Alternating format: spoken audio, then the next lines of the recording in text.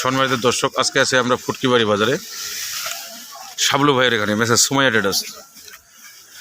আজকে এখানে দেখা যাচ্ছে যে এটা সেকা মরিচ, এটার গুণগত মান ভালো।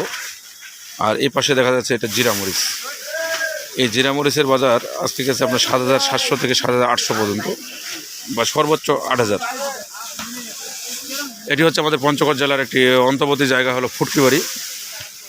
আপনারা সরাসরি চাইলে এখানে চলে আসতে পারেন। উপরে শাবলু ভাইয়ের ফোন নাম্বার দেওয়া আছে। পঞ্চগড় হলো একটা হিমালয় কন্যা রাজ্য, খুব শীতাতপ নিয়ন্ত্রিত জায়গা। আপনারা তবে এই পঞ্চগড় জেলায় মরিচের উৎপাদনটা সবচেয়ে বেশি। আপনারা চাইলে সবাই চলে আসতে পারেন, বা উপরে ফোন নাম্বার দেওয়া আছে, হ্যাঁ, ফোন নাম্বারে কথা বলতে পারেন। এখানে আসলে লোকেশন ওনারা আপনাদেরকে দিয়ে দেবে।